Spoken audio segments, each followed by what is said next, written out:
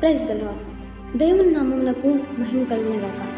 మట్ల ఆదివారం అనగా మనమందరం చేసేది దేవుని నామాన్ని మహింపరచడం, ఊరూరా తిరిగి దేవుని నామాన్ని చాటి చెప్పడం.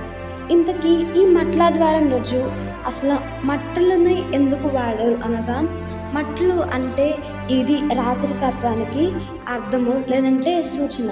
మరియు హోసన్నా అనగా మనందరికీ తెలిసిందే దేవుని నామాన్ని మహింపరచడం. ఇంతకీ హోసన్నా అనే పదానికి ఆనాడు జరిగిన దానికి అసలైన అర్థం ఏమిటనగా, మమ్మల్ని ఇప్పుడే రక్షించు. దీన్ని హీబ్రూ పదంలో చూస్తే హోషేయ అనగా రక్షించు, నా అనగా ఇప్పుడే. కాబట్టి దీని యొక్క పూర్తి అర్థం ఏమిటంటే ఇప్పుడే రక్షించు అని. మనందరికీ తెలిసిందే, ఆనాడు ఇజ్రాయేలీ ప్రజలు రోమ ప్రభుత్వ వారి అధికారంలో ఉన్నారు. ప్రవచన నెరవేర్పుల కొరకై వారు ఎదురు చూస్తున్నారు.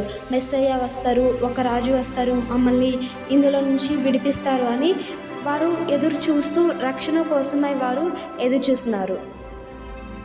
వారు ఎదురు చూసినట్లుగానే మెస్సయ్య వచ్చారు, కానీ వాళ్ళు గ్రహించలేకపోయారు. వాళ్ళు ఏ రీతిగా అయితే మెస్సయ్య రాకను ఎదురు చూచారనగా, ఒక గొప్ప రాజుగా తమను ఈ యొక్క ప్రజల నుంచి, ఈ యొక్క రోమ ప్రభుత్వపు వారి అధికారం నుంచి ఒక యుద్ధం ద్వారా వారు విడిపిస్తారు అని వీరు ఆశ కలిగి ఎదురు చూస్తున్నారు. గుర్రం యుద్ధమునకు సంకేతం, అలాగే గాడిద శాంతికి సంకేతం. కాబట్టి మన యేసు ప్రభుల వారు శాంతికర్త, సమాధానకర్తకు అధిపతి వలె గుర్రం మీద కాకుండా గాడిద మీద వలె వచ్చి ఉన్నారు.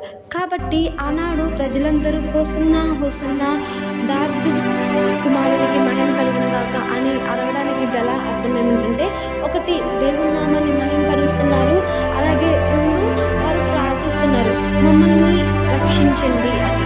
దీని యొక్క పరిపూర్ణ అర్థం లిబరేషన్ థియరీలో మనం చూడొచ్చు. ఏంటంటే మమ్మల్ని పూర్తిగా విడిపించుడి అని అర్థము.